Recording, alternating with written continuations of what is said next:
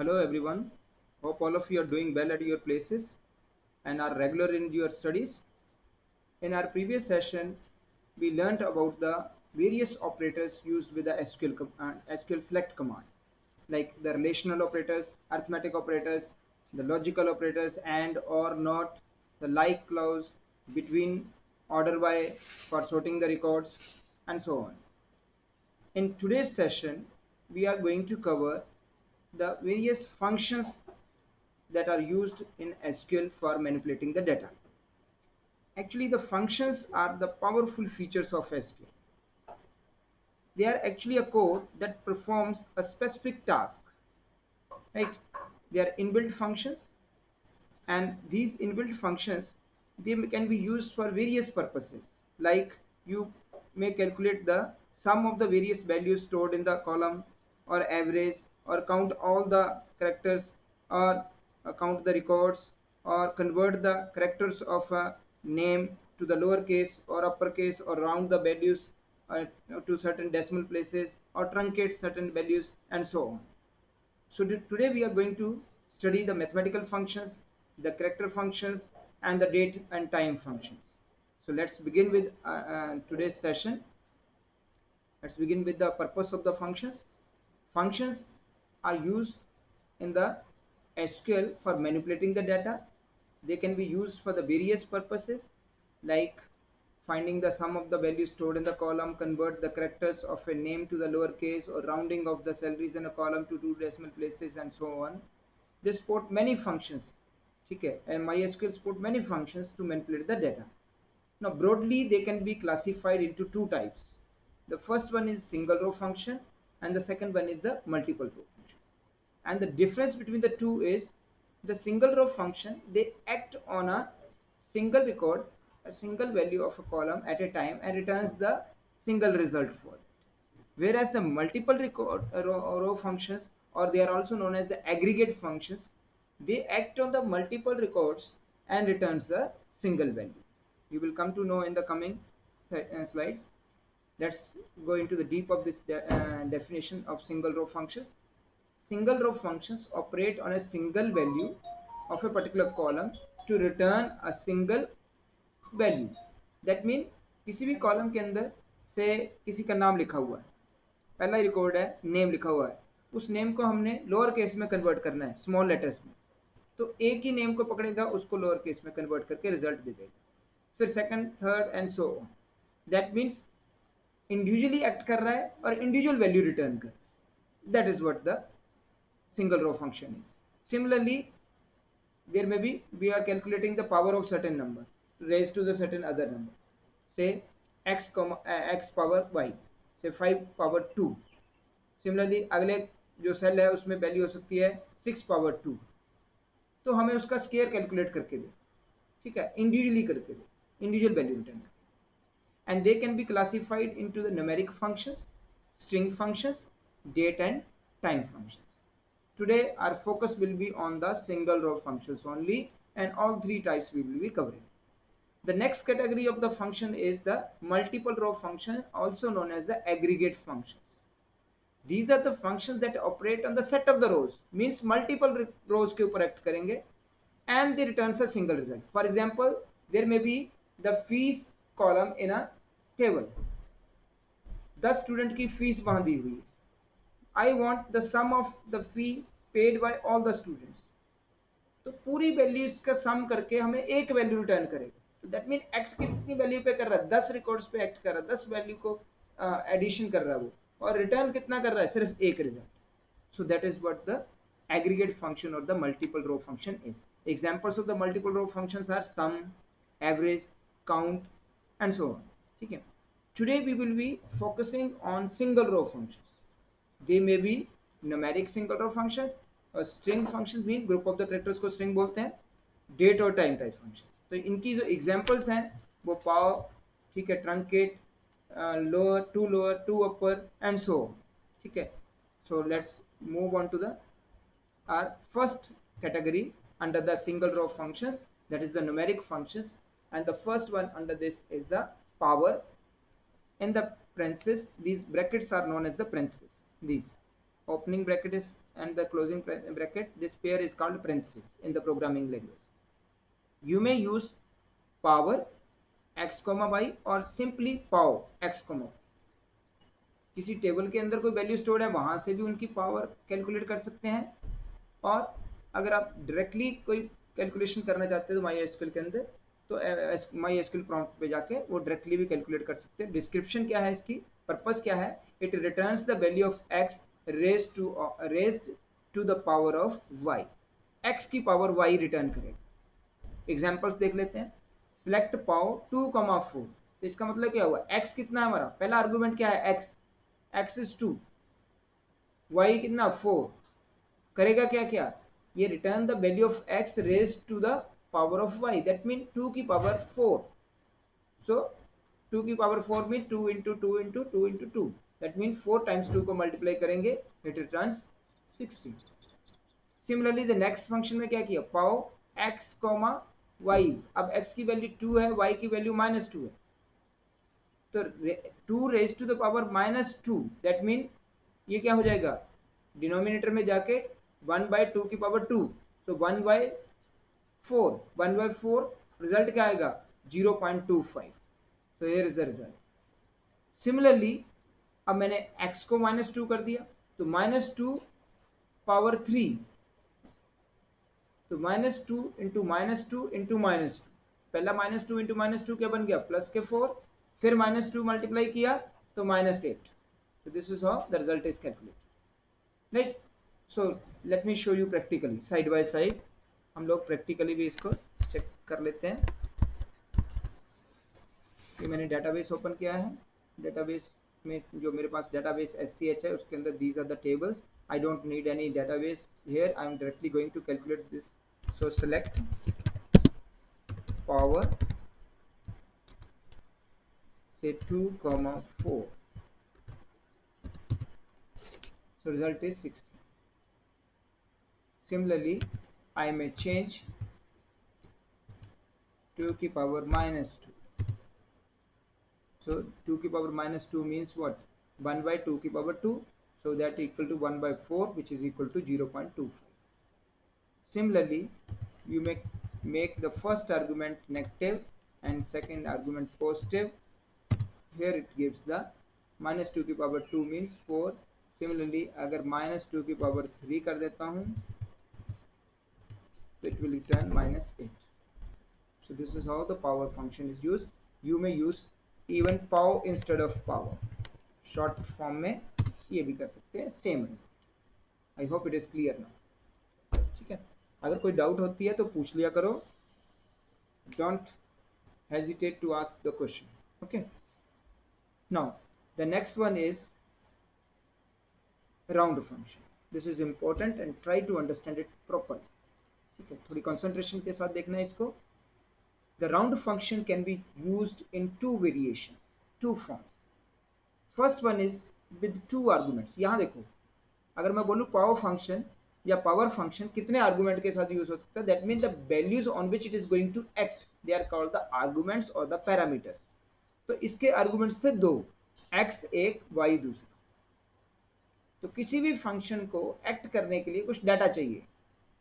वो डाटा किस फॉर्मेट में दिया जा रहा है, दैट इज इंपॉर्टेंट. कितने दिए जा रहे हैं, that is also important. So here 2 values are required to act. First one is x, second one is y. ठीक है, so x and y are the 2 arguments for power function. Similarly, all the functions, they require certain argument, right?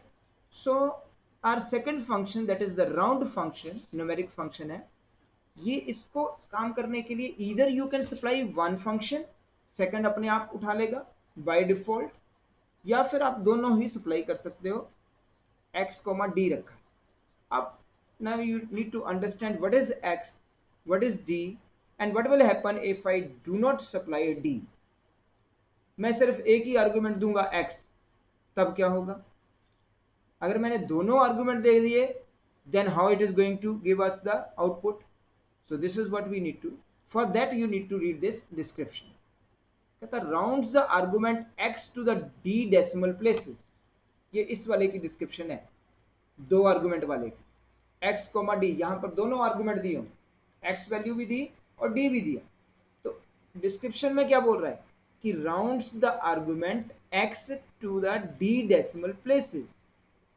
अब उसके बाद है if the number of decimal places is not specified और it is zero, या तो D को zero कर दिया जाए या फिर मेंशन ही ना किया जाए, सिर्फ एक्स ही मेंशन किया, then what it is going to do, then the number rounds to the nearest integer,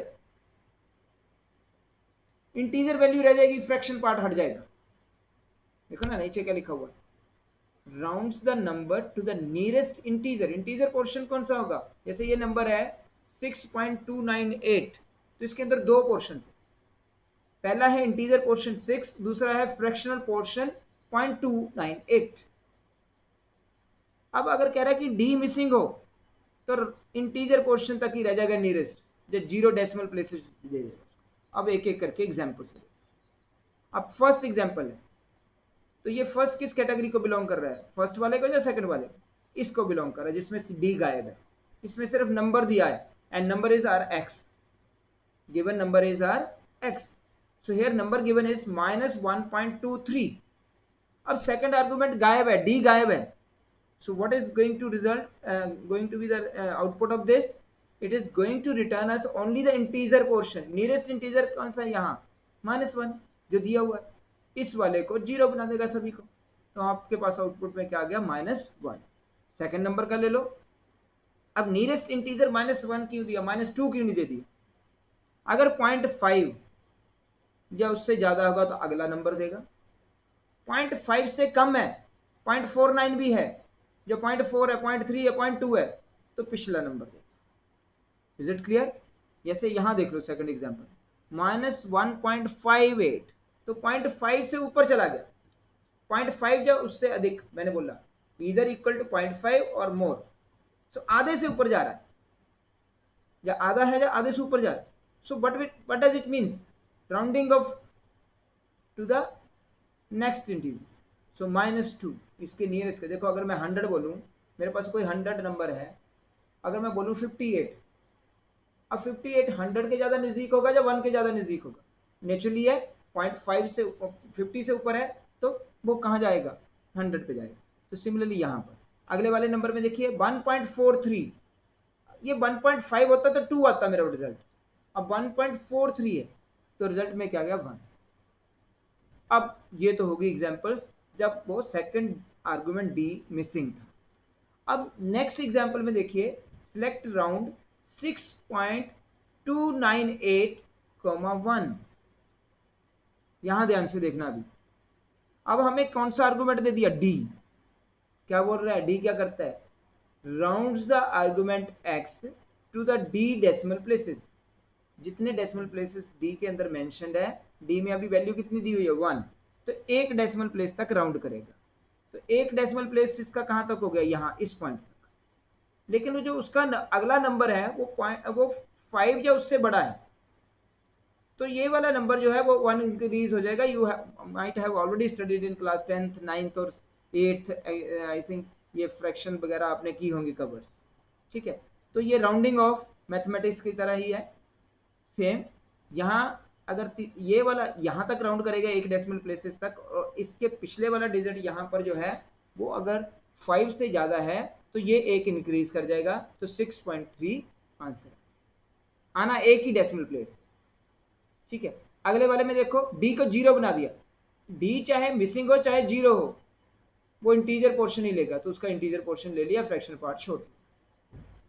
अब एक बहुत ही इंपॉर्टेंट, ध्यान से देखने से, राउंड 56.235 -1। अब ये जो डी की वैल्यू है वो नेगेटिव में दे दी, once it is in the negative it will not behave normally as we have done here। अब क्या करेगा, इसको राउंडिंग करेगा नियरेस्ट टेंस में, इंटीजर्स, फ्रैक्शन पार्ट को छोड़ दो, फ्रैक्शन पार्ट को नहीं लेगा, जो इंटीजर पोर्शन है उसको नियरेस्ट 10 के मल्टीपल में लेके जाएगा। अब 10 के मल्टीपल क्या हो गए, 10 20 30 40 50 60, अब ये जो 56 है वो 50 से ज्यादा नजदीक है या 60 से ज्यादा नजदीक है? इट्स अंडरस्टूड, 60 के ज्यादा नजदीक हो। तो नियरेस्ट टेंस का मल्टीपल क्या हुआ? 60, तो आंसर इज 60। अगर इसकी जगह -2 होता तो नियरेस्ट 100 के नजदीक जाता है। तो नियरेस्ट 100, 100, 200, 300 एंड सो ऑन। तो नियरेस्ट 100 क्या होता है इसका? 100। तो 100 के मल्टीपल अगर -2 हो, ठीक है। अभी इसी चीज को प्रैक्टिकली भी करके देख लेते हैं। Select round,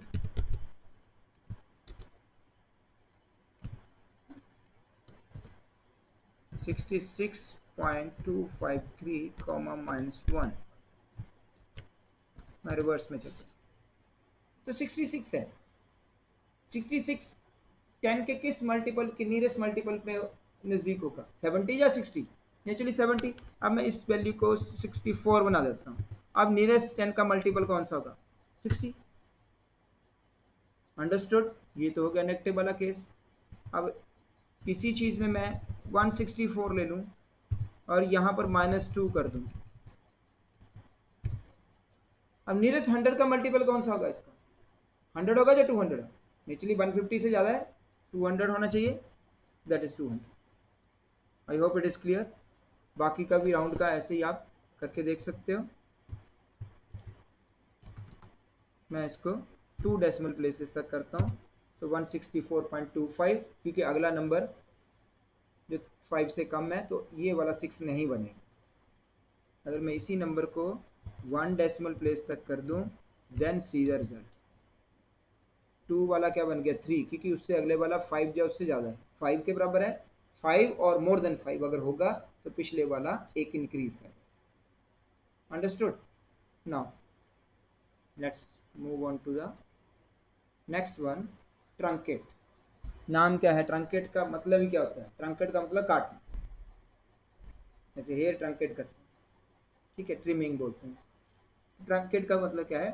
truncate does not round a number. पहली चीज तो ये आपको डिफरेंस क्लियर हो जाना चाहिए कि राउंडिंग में क्या होता है, राउंड फंक्शन में क्या होता है, वो उसको या तो अगले डिजिट में लेके जाता है या नियरेस्ट इंटीजर में लेके जाता है, कहीं ना कहीं कुछ ना कुछ वैल्यू चेंजेस होने के चांसेस।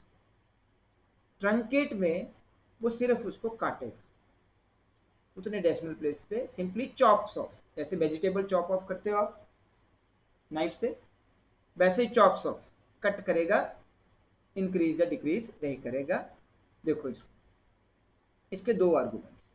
कहता return the number x truncate to the d decimal places if d is 0 result has no decimal point. अगर कहता d वाला 0 पोर्शन कर दिया आपने, 0 कर दिया, तो जो रिजल्ट आएगा वो सिर्फ इंटीजर होगा और आपके पास उसका रिजल्ट में फ्रैक्शनल पोर्शन नहीं बचेगा। फॉर एग्जाम्पल यहाँ देखो ट्रंकेट 7.543, 1, तो इसका मतलब क्या हुआ? एक डेसिमल प्लेसेस तक ट्रंकेट कर दो, बाकी चॉप ऑफ कर दो। तो ये 3 को भी चॉप ऑफ करेगा, 4 को भी चॉप ऑफ करेगा, सिर्फ एक ही छोड़ेगा, क्योंकि आपने बोला एक डेसिमल प्लेस, तो 7.51। यहाँ पर 0 बोला तो 0 डेसिमल प्लेसेस, आपका रिजल्ट क्या है? इंटीजर वैल्यू, और जो आपका डेसिमल वैल्यू से उनको उसने चॉप ऑफ कर, यहाँ पर भी -7.4 रह जाएगा। अब जो यहाँ देखो, जो हमारा नंबर था, यहाँ फ्रैक्शनल पोर्शन इन्वॉल्व था, यहाँ डेसिमल पोर्शन इन्वॉल्व था, यहाँ डेसिमल पोर्शन इन्वॉल्व था, लेकिन इस वाले में डेसिमल पोर्शन है ही नहीं। तो ये क्या करेगा? लेफ्ट साइड से दो इंटीजर्स को 0 बना देगा। हमने -2 किया ना यहाँ पर, तो ये क्या करेगा? 6 को 0 बना देगा, 4 को 0 बना देगा, तो रिजल्ट में क्या आएगा? 3। Is it clear?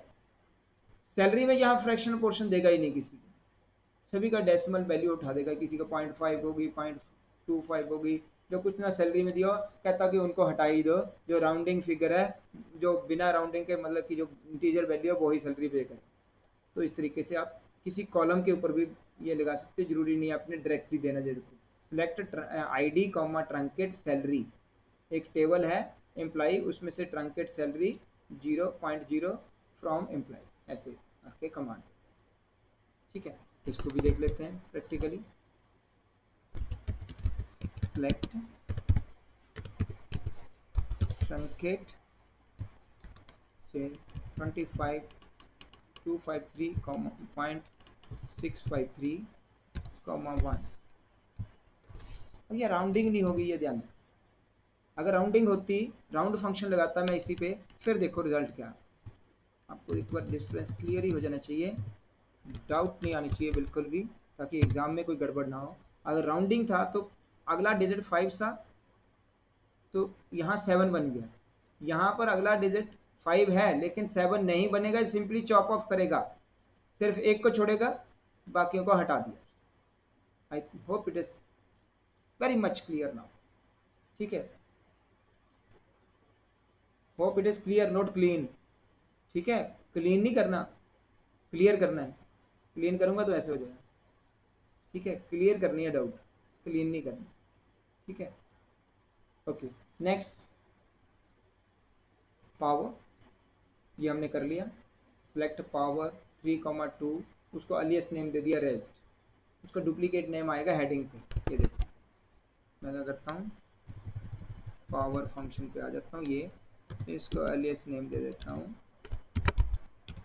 रेज। और हेडिंग क्या आया, रेज।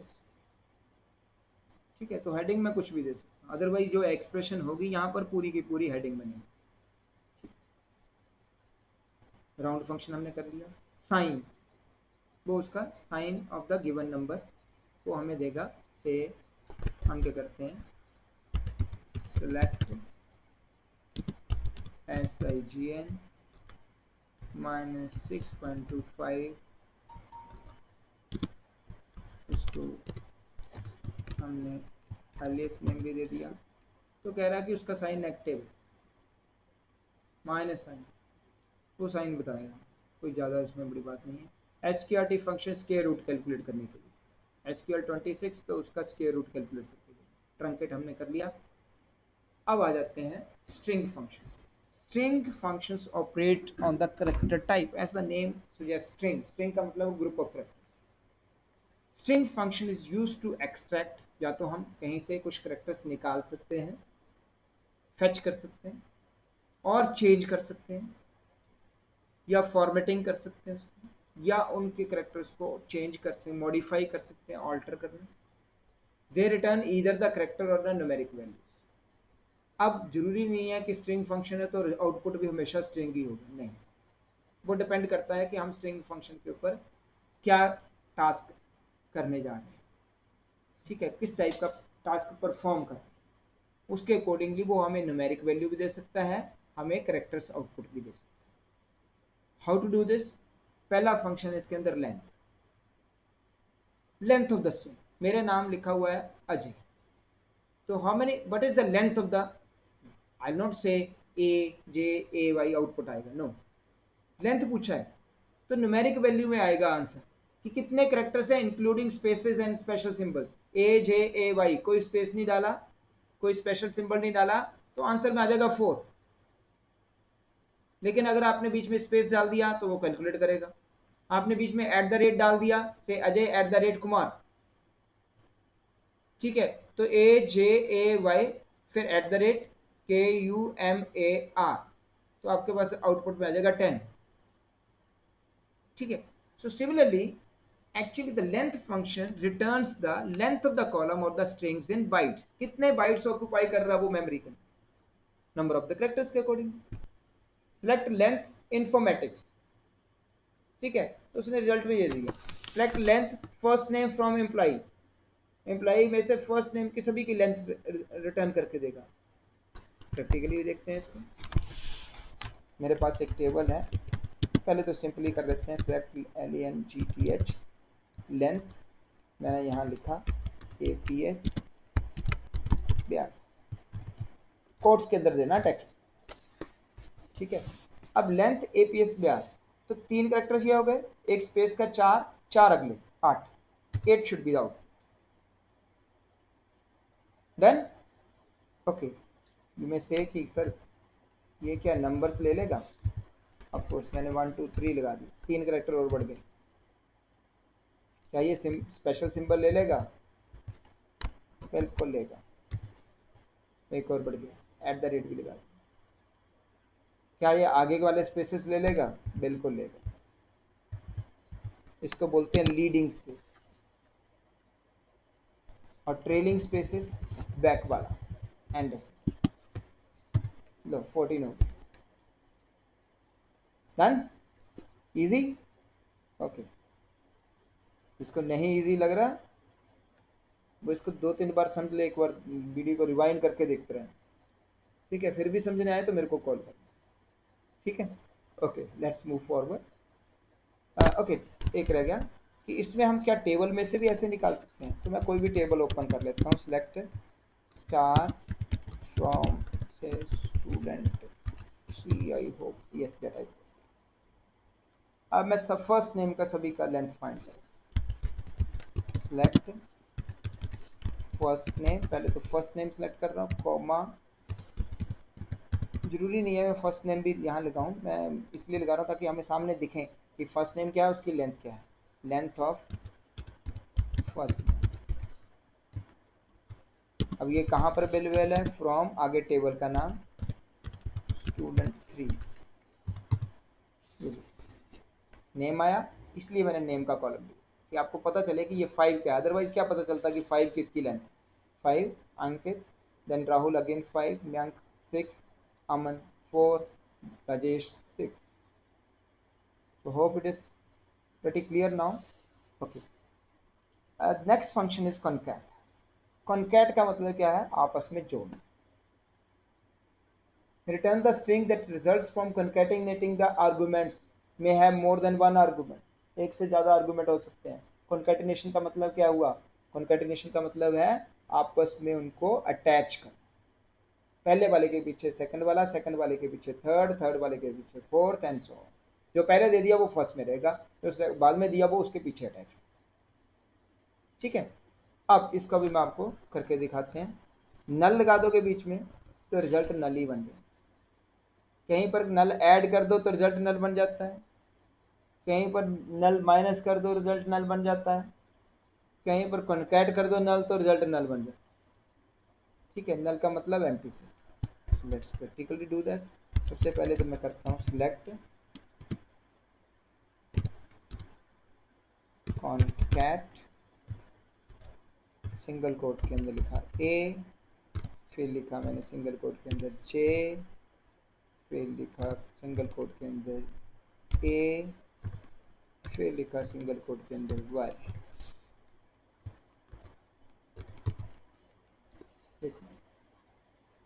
और इसको मैं alias नेम भी दे सकता था, यहाँ alias नेम दे दो एज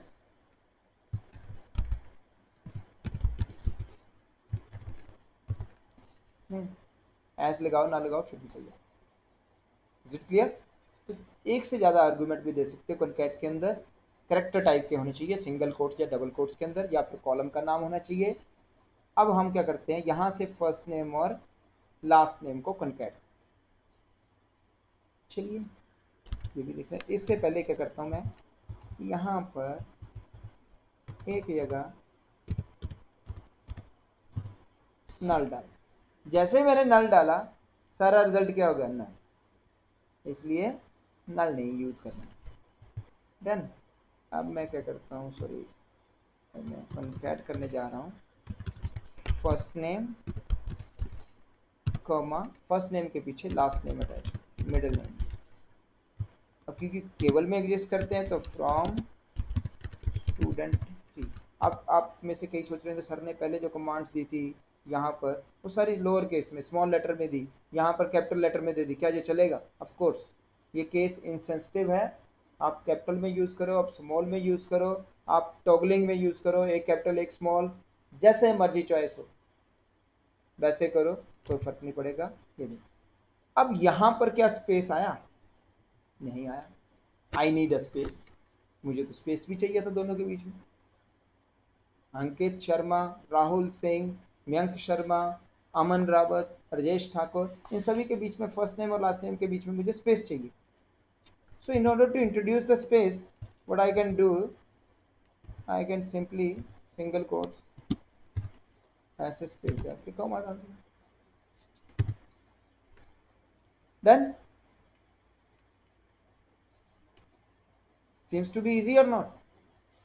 जवाब नहीं दे सकते, कोई बात नहीं, बाद में बता सकते हो. You can give me your feedback in WhatsApp whether you are able to understand it properly, or if sometimes you require a class like Google Meet class as the mathematics teacher are taking or physics teacher is taking or something.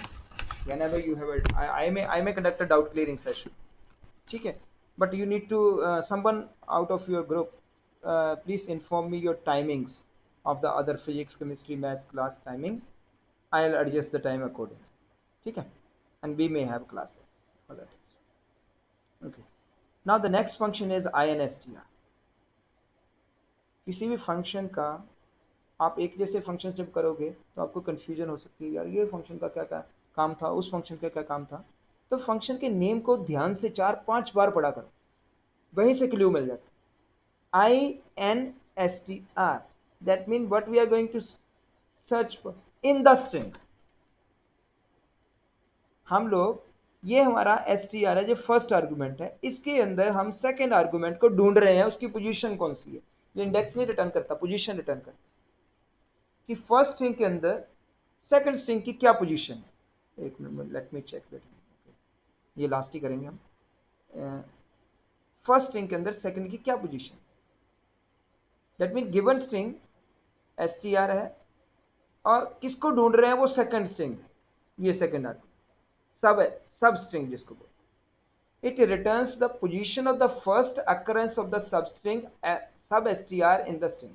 That means ये वाला जो second argument है वो पहली बार इसमें कहाँ मिला, हमें कौन सी पोजीशन पे मिला. फॉर एग्जांपल ये लिखा मैंने इन्फॉर्मेटिक्स, ये मेरा बन गया str. ढूंढ किसको रहा हूं मैं, सब स्ट्रिंग for को. in the string informatics I am searching for the first occurrence of the substring for. Have you understood the arguments कि str क्या चीज है. str वो है जो हमारे पास अपना सेंटेंस है या कोई भी एक वर्ड लिखा हुआ है. सब str क्या है, उसमें से हमें क्या ढूंढना है, किसकी पोजीशन ढूंढनी है. मिल गया तो ठीक है, नहीं मिलेगा तो रिजल्ट में नल दिखाएगा, जीरो दिखाएगा. फॉर एग्जाम्पल मेरे पास था इन्फॉर्मेटिक्स, मैंने उसके अंदर for की पोजीशन ढूंढनी है, तो for फर्स्ट हो सकता है, 2 बार for आ चुका हो कहीं, तो फर्स्ट अकरेंस देखनी है. for यहां पर मिला इस पोजीशन. तो ये कौन सी पोजीशन हुई, फर्स्ट पोजीशन पे I है, सेकंड पोजीशन पे N है, थर्ड पोजीशन पे for, मतलब कि इकट्ठा सेंटेंस जो बन रहा है, F यहां से शुरू हुआ, O आगे R कॉम्बिनेशन बन रहा है, तो 3 will be the return. INSTR computers के अंदर पेट को ढूंढ रहा हूं मैं, PET तो कहीं पर भी नहीं यूज हुआ. ये देखो P यूज हो रहा है, आगे U आ रहा है, इकट्ठा PET कहीं नहीं आ रहा. ऑफ कोर्स P भी आ रहा है, T भी आ रहा है, E भी आ रहा है, लेकिन कंप्लीट ये जो सबस्ट्रिंग है वो कहीं नहीं बन रहा है इसके अंदर, तो रिजल्ट में क्या है, 0. सिमिलरली फर्स्ट नेम के अंदर मैं किरण ढूंढ रहा हूं, है ही, जहां होगा वहां आपको कौन सी पोजीशन पे है वो शो कर देगा. अब इसको चीज को करके देखते हैं. सेलेक्ट INSTR इन्फॉर्मेटिक्स, इसके अंदर मैं ढूंढ रहा हूं for को. थर्ड पोजीशन पे अगर मैं बोलूं टिक्स को ढूंढना है,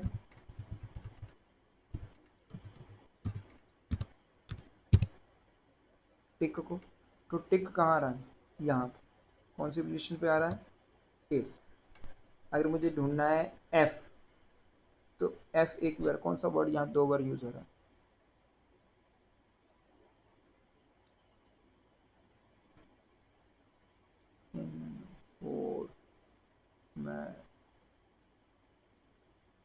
TICS. ओके,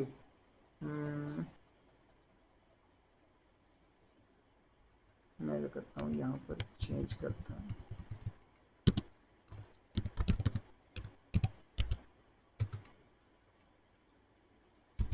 इन्फॉर्मेटिक प्रैक्टिसेस लिखते. अब टिक जो है वो 2 बार है, एक टिक यहाँ है, एक टिक यहाँ. तो ये किसकी अकरेंस देगा, फर्स्ट की, सेकंड की, फर्स्ट की अकरेंस. ये वाला टी कहाँ से शुरू हुआ, 8, इस वाले टी को नहीं, फर्स्ट अकरेंस. Clear, okay. तो क्या कॉलम के ऊपर काम करेगा? Of course. सिलेक्ट INSTR, मुझे चाहिए रावत, लास्ट नेम में Rawat, Rawat WAT।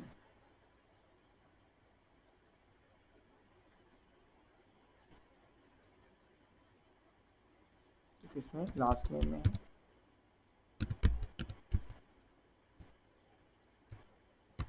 Last name के अंदर किसको यूज करना है हमने? WAT कहाँ पर है? From student 3। तो पहले में कहीं WAT नहीं है लास्ट नेम में, ये रहा हमारा लास्ट नेम, WAT है नहीं, यहाँ WAT है नहीं, यहाँ WAT है नहीं, यहाँ WAT कौन सी पोजीशन पे? 1 2 3, यहाँ पर फिर से नहीं। तो बाकी सभी में 0 और उसमें 3, right. Similarly you may use select, हमारे पास अगले फंक्शन जो थे वो था एल केस, ठीक है, यू केस, एल केस, या अपर या लोअर। आज यहाँ तक करते हैं, बाकी काम बाद में कर लेते हैं। सो सिलेक्ट यू केस, यहाँ मैंने लिखा, अच्छा